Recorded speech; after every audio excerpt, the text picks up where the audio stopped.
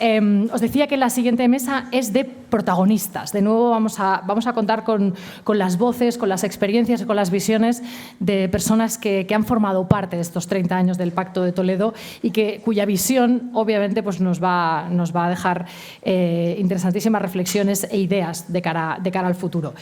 Para esta mesa me voy a ayudar de José Ignacio Conde Ruiz, que es presidente del Instituto de Santía y catedrático de Fundamentos del Análisis Económico en la Complutense, además de subdirector de FDA. Por favor, sube conmigo. Un aplauso para él.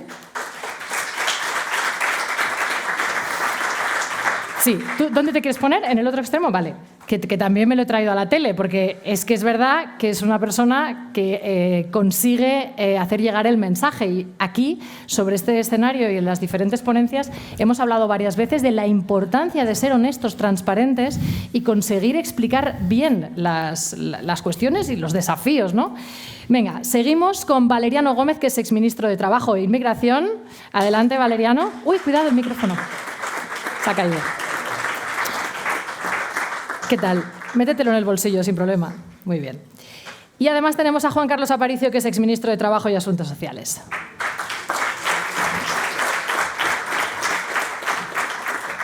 ¿Qué tal? Igualmente. Bueno, pues vamos a tomar asiento. En fin, decía que está siendo una jornada muy interesante, los periodistas tomamos notas, me quedo con el compromiso de que tenemos que explicar mejor, no caer en catastrofismos, pero sí explicar realmente cuál es la situación y cuáles son las soluciones, ¿no? Octavio, por ejemplo, pues nos decía, realmente una de las cosas de las que más orgulloso está de su participación en el Pacto de Toledo es de haberlo sacado de las campañas, ¿no? Y luego Miguel Ángel nos ha puesto, Miguel Ángel García, sobre la mesa algunas reflexiones inquietantes, ¿no? Como esa quiebra de la equidad entre generaciones, ¿no? Para garantizar la sostenibilidad y la suficiencia. Pregunto, ¿hemos quebrado la equidad entre generaciones? Bueno, pues vamos a tener la oportunidad de debatir todo esto y también de los desafíos a futuro con los protagonistas que están sentados ahora conmigo. Lo vamos a hacer entre los dos, ¿vale? Nacho, ¿sí? Venga, vale. Voy a arrancar yo. ¿Cómo somos los de la tele? Todo yo. Venga, va, una preguntita y luego sigues tú. Pero sí quiero preguntaros, tanto a Valeriano como a Juan Carlos, os voy a tutear ya a partir de ya, ¿cuál es vuestra valoración de los 30 años de la historia del Pacto de Toledo? Juan Carlos. Indudablemente positiva. Positiva porque sí que cuando surge el pacto es por auténtica necesidad.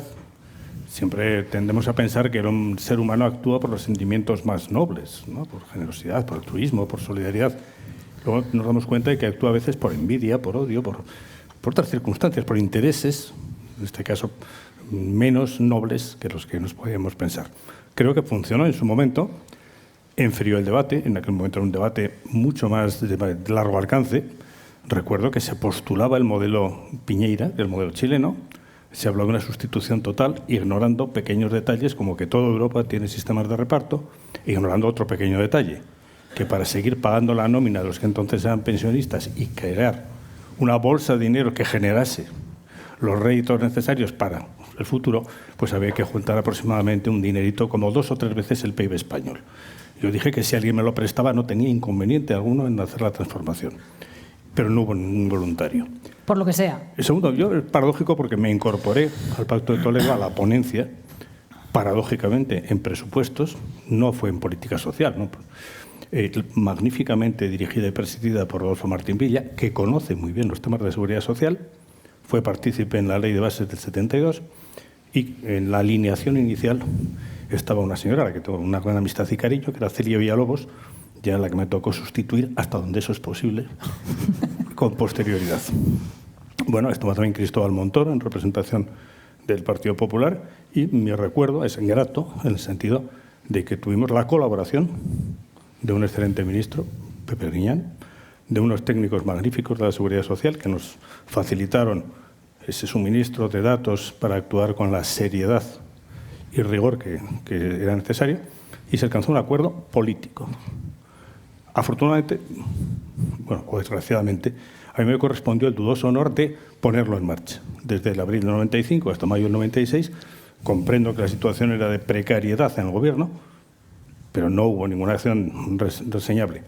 Y lo primero que hice, y lo puedo decir, que no me arrepiento, es a un acuerdo de naturaleza estrictamente política, como era el Pacto de Toledo, darle contenido social y tratando de incorporar tanto a los sindicatos como a la patronal, que desde luego creo que en ambos casos supieron estar a la altura de las circunstancias. Y a partir de ahí se pudo hacer un primer paquete de desarrollo, se creó el fondo de reserva, se modificaron cosas al alta y a la baja, y yo creo que se le dio bastante recorrido. Después, pues ha habido personas que también estoy seguro que han actuado con seriedad, con buena voluntad. Las pensiones, para pagarlas, requieren buena voluntad, pero también requieren medios económicos. Y para no extenderme mucho, porque no me han llamado de todo menos pesado, sí que me gustaría decir que sí que veo a veces en riesgo el equilibrio, eso que se llama el contrato intergeneracional, porque ciertamente al final tendremos que equilibrar la España activa con todos sus elementos y la España pasiva con todos sus elementos. Y lo que no puede haber es una clara descompensación ni en términos de liquidez ni en términos patrimoniales. Yo creo que en esto tenemos que hacer esa reflexión porque tampoco la capacidad de resistencia y aguante de la España activa es infinita.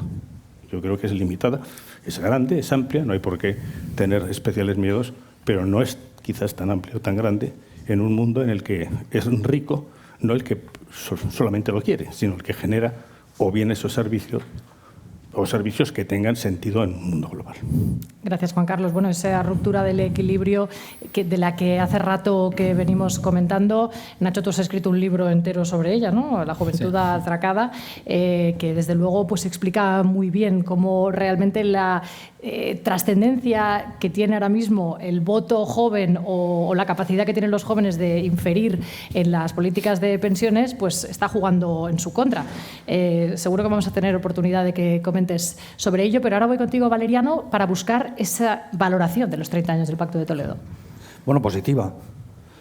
Positiva. Es decir, el sistema de pensiones, yo creo que hoy es más sostenible, frente a lo que se ha dicho en la mesa anterior, yo creo que hoy es más sostenible que en el pasado. Yo cuando me incorporé a trabajar en estas cosas, estaba en el gabinete de estudios de un sindicato y recuerdo que el periodo de cómputo de la pensión eran los 2 últimos años, ¿no?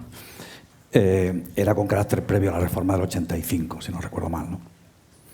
Y recuerdo también que en una visita del Fondo Monetario a España, el Fondo Monetario Internacional, recuerdo también que nos preguntaba si creíamos que era posible sostener un sistema de pensiones con ese tipo de instituciones de diseño interno, ¿no? La respuesta era obviamente que no, pero es verdad que poco tiempo después el gobierno emprendió una reforma, el gobierno de la época, un gobierno socialista, que mereció una huelga general, ¿no? Digo mereció entre comillas, ¿no? Porque elevó, entre otras cosas, el periodo de cómputo a 8 años, ¿no?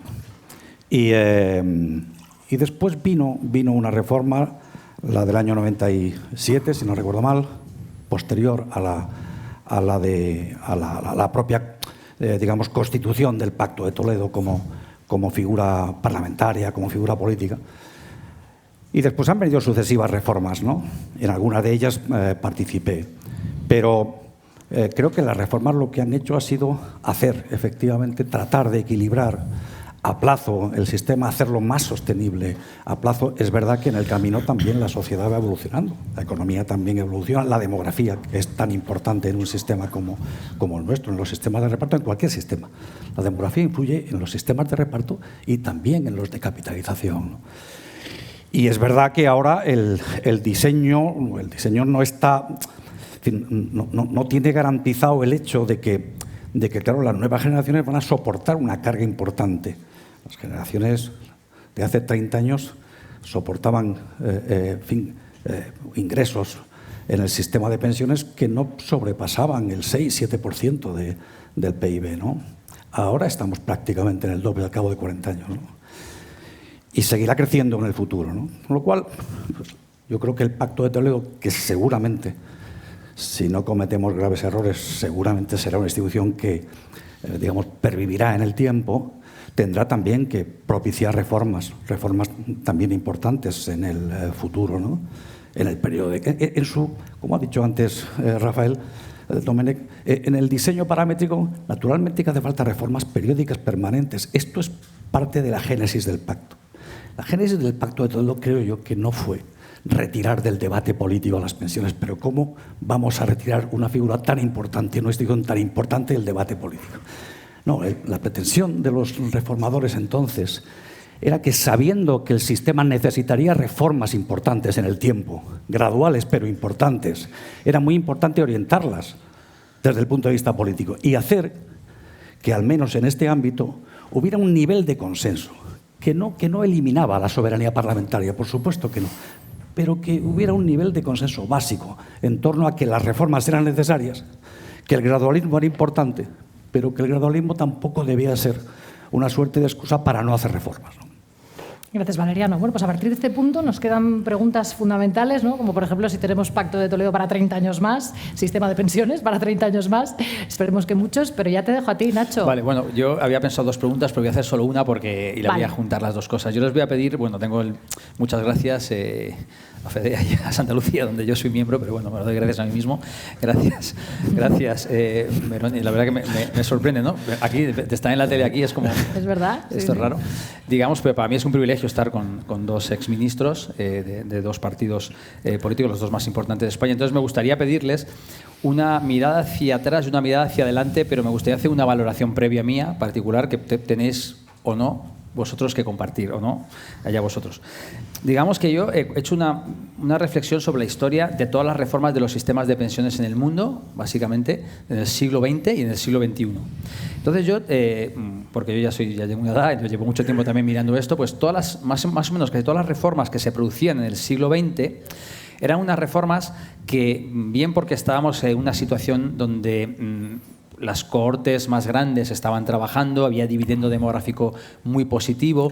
Entonces, si uno mira la historia de la seguridad social en el siglo XX, lo que ocurría normalmente es que, a pesar de que la longevidad ya estaba aumentando, es decir, estaba aumentando la esperanza de vida y sobre todo a partir de los 65 años, lo que observabas es que los sistemas se volvían cada vez más generosos. Era como se podía financiar, porque el equilibrio que bien ha dicho Juan Carlos entre la población pasiva y activa, pues la activa era mucho mayor. Entonces, pues por ejemplo, muchos países, cuando llegaron las reconversiones industriales, que no sabían qué hacer con los trabajadores mayores, pues lo que hicieron fue inventar la jubilación anticipada, etcétera. Entonces tú lo que veías es que, si lo miras desde atrás, dices, un marciano que llega a la Tierra y dice, ostras, yo lo que estoy viendo es que cada vez se vive por más tiempo, pero cada vez la gente se jubilaba antes. Si uno lo mira, era como el sueño hippie ese, ¿no?, de vivir de mis padres hasta que pueda vivir de mis hijos, ¿no? Y yo en ese momento empezaba ahí a trabajar sobre esto y decía, esto tiene que petar, porque no tiene sentido esto, ¿no?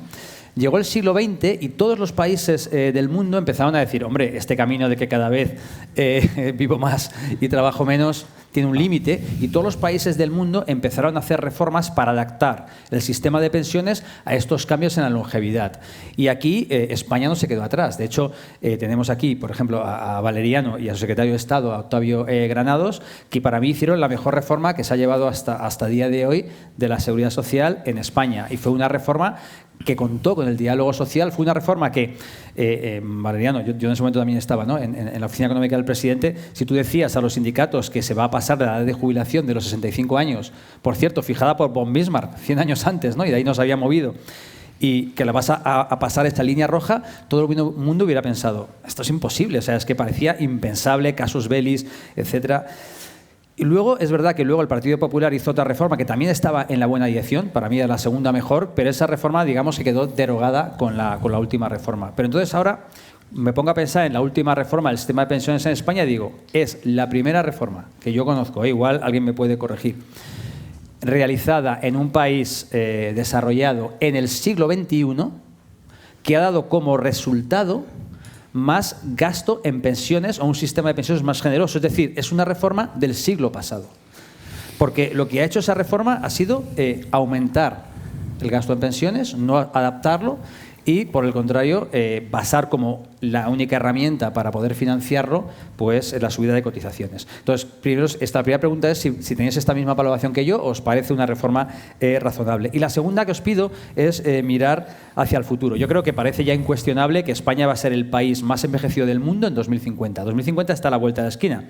Hace 30 años parecía lejos, pero está a la vuelta de la esquina. Esto ya lo sabemos. Combina lo mejor, que es una altísima esperanza de vida, y lo peor, que lo ha dicho también Octavio, los problemas que tienen los jóvenes pues para aumentar la fecundidad. Entonces, y sabemos ya que, bueno, pues que esto va a generar pues un aumento del gasto, que lo ha explicado muy bien Miguel Ángel, de 3,5 puntos como cota inferior o 5 puntos hacia adelante. Entonces yo aquí os pediría una reflexión hacia el futuro, si creéis que esta es la última reforma, la anterior, o si pensáis como yo que tiene que haber una nueva reforma para realmente seguir en la línea continuista de reformas de adaptar el sistema a la nueva longevidad. Y si estáis compartiendo esta opinión, os sugeriría que valoréis dos cuestiones. La primera es seguir la tradición española de considerar toda la vida laboral. Lo explicaste muy bien, Valeriano, a mí me lo contaba Joaquín Almunia, amigo mío, como en esa época que tu pensión era tu salario de los 2 últimos años, le decías al jefe, págame más por aquí, yo te lo devuelvo por allá, se compraban pensiones y entonces te conseguías una pensión muy alta. Sí. La llamada compra de pensiones que hubiera llevado el sistema a la quiebra. Luego, creo que Juan Carlos, tú eras el secretario de Estado, cuando 15. Pasaste de los 8 años que había pasado Joaquín Almunia a los 15, la tuya con Octavio pasaste de los 15 a los 25, la última, desde mi punto de vista, es como un cachondeo, porque la última lo que hicieron fue pasar de 25 a 29, que dije yo, hombre, de 25 a 29 tiene cierto sentido, pero alguien con el Excel diría, oye, que si hacemos eso baja la pensión, como ocurría con vuestras reformas, claro. Pero ¿cómo va a bajar la pensión? Oye, quítale el peor año. Oye, que sigue bajando la pensión. No, entonces quítale los 2 peores años. Y por lo tanto es una reforma que lo que hizo fue pasar de 25 a 29, quitando los 2 mejores años para que me dé como resultado más gasto en pensiones, como he dicho antes. Me gustaría que valorarais el considerar toda la vida laboral. Y la segunda, que yo creo que estaba, Valeriano, estaba en tu reforma, está firmado con los interlocutores sociales, tú lo firmaste con ellos, te dijeron que antes del año 2027, que era 1 año y medio, se iba a introducir un factor de sostenibilidad, que fue el factor de sostenibilidad que introdujo el PP con la reforma de Fátima Báñez de su momento, un factor de sostenibilidad que fue derogado, pero ¿no creéis que sería una ocasión, antes de que llegue el año 2027, que en esa futura reforma, si compartís conmigo, pues poder reintroducir un factor de sostenibilidad que es para mí el auténtico factor de equidad intergeneracional, porque si aumenta la esperanza de vida, lo que haces es mover los parámetros del sistema hacia adelante. Y un poco esas serían mis 2 reflexiones y me gustaría conocer las vuestras. Bueno, has planteado un montón de temas. Uno de los compromisos, una de las recomendaciones era evidentemente que no se actuase ni a salto de mata ni a salto de oportunidad. Que se estuviese muy vigilante con los que son indicadores, algunos de ellos adelantados, del funcionamiento de la economía y se tuviesen en cuenta. Recuerdo que en los estudios previos al Pacto de Toledo se habló de que España alcanzaría los 40 millones de habitantes el año 2035. Wow. O sea que vamos con un notable adelanto, al menos en esa materia. Segundo aspecto, yo apoyo la opinión recientemente expresada por la AIREF, que dice que la sostenibilidad del sistema de pensiones pasa por la sostenibilidad del conjunto de las administraciones. Aquí hay una extraña herencia de la Ley de Bases del 72, que desde entonces se habla siempre de la ley, se habla de presupuestos del Estado y de la Seguridad Social, como si existiese una especie de tabique extraño. ¿De dónde viene? Pues viene de un hecho. Cuando se integran las mutualidades, los montepíos, etcétera, se exige que haya un balance en términos mercantiles de la Seguridad Social. A mí me gustaría ver y conocer el balance del Ministerio de Fomento, el balance del Ministerio de Agricultura, los que evidentemente la descompensa llevaría a una quiebra absoluta en términos operativos. Lo primero que tenemos que plantearnos es esa visión de conjunto, no ya de la Seguridad Social y de los indicadores que le afectan. Envejecimiento, por supuesto. El problema no es que los españoles, y sobre todo las españolas, que son de más calidad, vivan más. El problema es no adaptar, no reconocer ese cambio y no hacer los ajustes necesarios. A esos efectos, hace unos años, la tasa de actividad femenina era disparatadamente baja en España. Y el diseño que se hizo en su momento, por ejemplo, y bien se hizo, de la pensión de viudedad partía del hecho de que si moría el varón, normalmente una familia se quedaba sin ingresos. ¿Estamos en la misma situación? Yo creo que no. Cabe echarle al menos una pensadita. Bien. Sigo opinando que aquí en España también, comparto lo que se ha dicho antes, el modelo es el modelo básico y común en toda Europa, los 3 pilares. Y no más un Pilar González Frutos. Pero, dicho eso, el desarrollo de los sistemas complementarios pasa porque hay una acción intensa, no solamente de una fiscalidad que sea razonable, no, porque simplemente la fiscalidad es en diferido, o se limitan extraordinariamente las cantidades y no se implica como asignatura de todos los años en la negociación colectiva, en una España de microempresa, no podremos comparar ni competir con Alemania y con otros países que tienen empresas de tamaño medio, 200, 300, y ahí es, no diré fácil, pero mucho más posible generar planes de naturaleza colectiva. Y por cierto, prueba de que hasta ahora no se han hecho bien es que la gente sigue teniendo más confianza en la banca que en los planes colectivos de empresa. O sea, optan por lo individual, que es la confianza cliente-entidad bancaria. A mí me parece que eso también es un terrible hándicap en una España, insisto, de microempresa. Me gustaría que España fuese de otra manera, pues la que tenemos. Vuelvo a insistir que se han propuesto cosas muy sensatas, desapareció la compra de pensiones, eso es evidente. Porque aquello era un atraco y especialmente era el contratar a una señora fraudulentamente como empleada del hogar, pagarle 2 años y luego tenía su pensioncita. Esto se hacía con una naturalidad espectacular. ¿Permitió, sin embargo, que se pasase una España básicamente agraria a una industrial? También. Yo, como soy un químico venido a menos, la materia de pensiones es una mercancía muy peligrosa. Se ha citado el año 94. El año 94 yo asistí, estaba en el Congreso, a un momento en el que 2 personas, Antón Saracíbar y Nicolás Redondo Padre, votaron esa reforma e inmediatamente presentaron su dimisión. Comportamientos ahora ya también, imagino, inimaginables. Pero es que eso lo he vivido. O sea, lo de ser mayor tiene algunas ventajas. Te hacen precio en los autobuses, todo. Y también te permiten que yo me sorprendo a veces cuando me cuentan cosas que yo he vivido. Eso me deja simplemente perplejo. Hubo debate, va a haber debate siempre sobre cuál es el encaje, cuál es la cantidad de riqueza que se puede y se debe dedicar y cómo articularla. Con los 3 pilares, por supuesto. Aquellos españoles que no han querido, no han podido, no han sabido cotizar, alguna ayuda tienen que tener. Y aprovecho. No me parece lógico ni normal cargar a la Seguridad Social con la gestión del ingreso mínimo vital. No digo que no sea necesario el ingreso mínimo vital, pero eso encaja mucho más en las administraciones que ya tenían tecnología, base de datos y experiencia, que sobrecargar a una Seguridad Social, por cierto, muy mermada de efectivos. La informática no resuelve todo. Yo recuerdo una Seguridad Social con unos 30.000 trabajadores, ahora está por los 23.000. También conviene tener en cuenta estos detalles. Y el análisis de culpa es a mí el que menos me interesa. Cuando hay un problema, hay que decir, hay un problema y vamos a resolverlo. Lo de la culpabilidad, yo suelo decir, lo dejamos para otro rato, pero primero resolvemos el problema. Insisto, a lo mejor es una forma de pensar típica de la gente de ciencias, por eso somos muy poquitos los que estamos en este mundo de economistas, de excelentes economistas, de excelentes juristas. Los economistas me encantan, me casé con una y tengo 2 hijas economistas, ¿sabes lo que quiero decir? Lo que pasa es que a veces no siempre aciertan sus predicciones. Vuelvo a decir ya... ¿Qué es lo que me gustaría trasladar? Me gustaría trasladar que claro que hay que hacer un seguimiento en continuo. Claro que hay que intentar actuar desde la racionalidad y no desde el impulso político. O sea, no se trata de tener ocurrencias.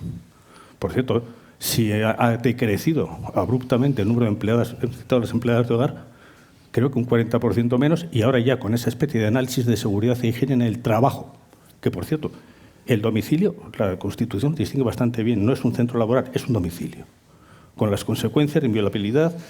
Pero bueno, si se siguen empeñando, supongo que se está haciendo el caldo gordo a una economía sumergida o se está haciendo el efecto contrario al deseado. Entonces, yo aquí me paro porque, insisto, no me gustaría... Pero lo que reconozco que salto, cuando me cuentan cosas que he vivido, reconozco que salto. Sí, yo sigo con mis notas y ahora escuchamos a Valeriano. Y... Gracias, Juan Carlos. A ver si he apuntado todas las preguntas que has hecho, Nacho, porque has hecho muchas. A ver, yo creo que la reforma actual es una reforma basada fundamentalmente, en un horizonte mejor de ingresos, claro, mejor para el sistema, claro, peor para los que cotizan, obviamente, ¿no? Y creo, lo digo sinceramente, creo que probablemente también hubiera sido bueno acompañarla de medidas también en el ámbito del gasto, no solamente del ingreso. Claro, esto tiene la dificultad siempre de que, como es bueno que los gobiernos tengan como prioridad en este tipo de reformas alcanzarlas con un nivel de consenso alto, etcétera, pues la principal dificultad en este caso para el gobierno es que el consenso no solamente lo tiene que alcanzar con los interlocutores sociales, sino también en el seno del propio gobierno, ¿no? Y algunas cosas de las que uno podría pensar en el horizonte del gasto, ni siquiera son posibles alcanzarlas en el seno del propio gobierno, ¿no? Mucho menos en el ámbito del diálogo social. Así que hay problemas seguramente que son problemas, estando aquí el secretario de Estado, que seguramente los ha vivido con alguna intensidad, ¿no? En segundo lugar, creo que efectivamente es bueno el que haya pronto un factor de sostenibilidad, en la idea de que haya una cierta regla, ¿no? Una cierta regla que incorpore, digámoslo así, la evolución de la demografía y de la esperanza de vida fundamentalmente al cálculo, digamos, de las pensiones de jubilación según van entrando nuevas cohortes en el sistema de pensiones, ¿no? Yo he sido partidario, creo que lo he dicho y lo he escrito muchas veces, ¿no? Yo he sido partidario de que en la reforma del 2013, es una reforma que no buscó suficientemente el nivel de acuerdo dentro de los interlocutores sociales y el propio gobierno. Y he dicho que me hubiera gustado un tipo de índice de revalorización mucho más sencillo. Este era un índice que no cabía, lo he dicho también en alguna ocasión, no cabía ni siquiera en un folio paisado. Y en cambio un factor de sostenibilidad mucho más complejo que el que se diseñaba en esa reforma. Y creo que por ahí debería de ir un diseño futuro de reformas en ese sentido. Un factor de sostenibilidad que incorpore efectivamente los cambios en la esperanza de vida sucesivos y un índice de revalorización que, en mi opinión, no tiene por qué buscar la revalorización estricta anual con los precios, lo digo así, aprovechando que ya no soy ministro, claro. Pero sí tiene que mantener el mandato constitucional, que es que nuestro sistema tiene que actualizarse periódicamente y tiene que preservar el poder adquisitivo de la pensión, de aquellos que se jubilan. Porque, como decía el presidente Rajoy en alguna ocasión en un debate parlamentario, los que se jubilan ya no tienen la posibilidad de cuidar, de alguna forma, más allá del ejercicio de su voto, de cuidar de su pensión, ¿no? Están al albur de lo que decidan los demás. Y es bueno que ahí el sistema garantice una cierta, digámoslo, estabilidad del horizonte de ingresos con el que uno se jubila, ¿no? Creo, Nacho, que vale la pena que hablamos un poquito de réplica, ¿no? Porque Sí, Juan Carlos... por último, en cuanto al cómputo, réplica. yo soy partidario, no lo he dicho siempre, yo soy partidario de que el cómputo se extienda a toda la vida laboral, por supuesto. Sí, Gracias, lo Valeriano. más equitativo, sobre todo ahora que se han invertido el sentido de las carreras profesionales, que antes eran generalmente, mayoritariamente ascendentes. La gente entraba de aprendiz, luego era oficial primero, luego todas esas cosas, y acababa con carreras ascendentes. Bueno, era importante coger los mejores años. Ahora vemos que esto no sucede exactamente así, sino que son mucho más lineales, más amortiguadas. Y brevísimamente respecto al tema de indiciar. Yo pienso que de indiciar el crecimiento del gasto, que por cierto se dijo que había que en la época de bonanza económica el gasto social fuese ligeramente por debajo del crecimiento económico para generar esas reservas, ese fondo, esa hucha de la que tanto se habla, o posibilidades reales de ahorro. Sería más lógico, puestos a indiciar, y no soy partidario, porque a un país aquejado de inflación, indiciar genera más inflación, eso me parece que es obvio.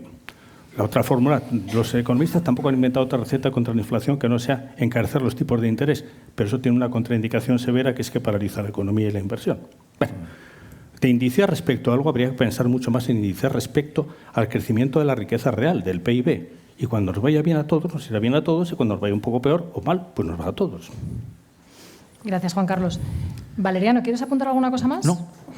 No, yo me quedo con que un poco hay cierto consenso en cuanto a toda la vida laboral, ¿no? Y en cuanto a la reintroducción de un factor de sostenibilidad, lo cual es verdad que ya son exministros, pero quizás ahí pueda estar el germen, ¿no? Porque todos sabemos que cualquier reforma que se haga va a necesitar el consenso de los grandes partidos, porque si no es imposible, ¿no? Cuidado, porque también tenemos que observar, cuando miramos alrededor, vemos el lío que se ha montado en Francia por la modificación de edades, vemos el desistimiento de voluntad política casi constante. También tenemos, si miramos alrededor, vemos que los grandes partidos están en crisis, y especialmente de los dos grandes bloques, llamemos Progresista y Conservador, uno de ellos. Yo eso lo veo con auténtica preocupación. Y esto afecta afecta directamente al debate de pensiones. Se preguntaba qué había que aconsejar a los jóvenes. Y desde luego el mejor consejo el que ha dado Pilar, yo no tengo ninguna duda. Yo les daría otro, que sean ellos los que tomen las riendas. Que haya un verdadero relevo generacional también en el ámbito de la política, capaz de impulsar como se impulsó la transición, que fue básicamente con gente buena, nueva y joven. Entonces, de los que ya estamos jubilados no tenemos ese problema. Nuestro ego ya está más que satisfecho. Yo veo a veces con perplejidad que del ministerio que dirigía han hecho 5, con lo cual digo, pues yo debería ser mucho más inteligente de lo que yo mismo pensaba. Vamos. Creo que en ese sentido es importante que sean también los jóvenes los que se impliquen y que no sea simplemente la radicalización y el rechazo. Rechazo expresado unas veces con radicalidad izquierda y otras con radicalidad derecha. Eso no conduce a ningún sitio. Yo me voy a quedar con algunas reflexiones que nos han dejado sobre la mesa tanto Valeriano como Juan Carlos. Bueno, Juan Carlos le ha puesto un nombre a este debate que me ha parecido muy, muy adecuado, ¿no? Decía, como químico, esto es materia peligrosa. Yo lo voy a llamar explosiva. Porque realmente es verdad, ¿no? O sea, no encontramos, incluso Valeriano ha dicho, lo digo ahora que ya no soy ministro. Digo que utilizaría el cómputo, ampliaría el cómputo para el cálculo de las pensiones. Y has puesto el foco, Juan Carlos, en la sostenibilidad del sistema de pensiones vinculada de forma total a la sostenibilidad económica del país y sobre todo al tamaño de las empresas. Qué importante, sobre todo fijándonos en el tamaño de otros países como Alemania, 200 personas, empleados de media, cuando aquí el 90% de las empresas son pymes o micro, efectivamente.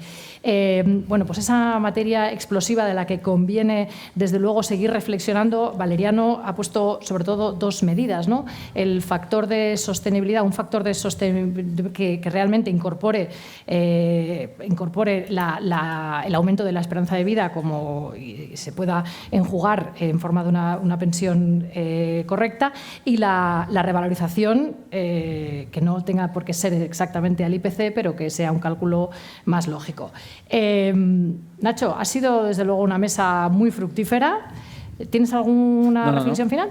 Pues les voy a pedir una... bueno, pero Juan Carlos sí, por supuesto. No, pediría 15 segundos, que es lo que tardo. Vale. Uno de los problemas que me encontré al llegar a hacerme cargo de la Secretaría de Estado de la Seguridad Social y después del Ministerio era una situación que siempre es incómoda, que una administración decida y otra pague. Y eso vuelve a reproducirse en el tema de las incapacidades laborales en España.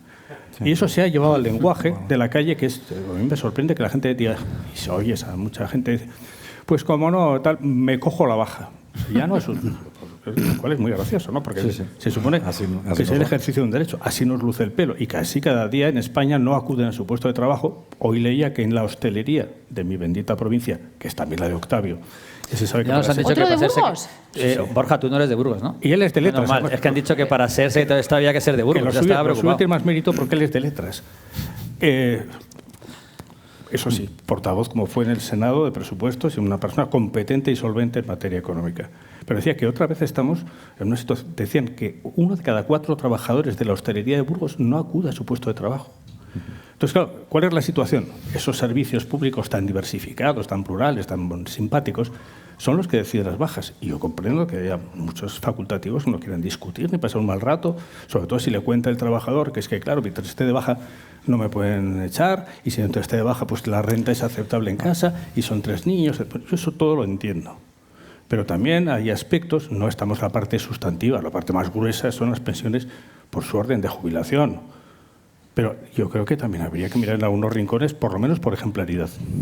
Pues nos ha dejado mucho trabajo aquí Juan Carlos por delante.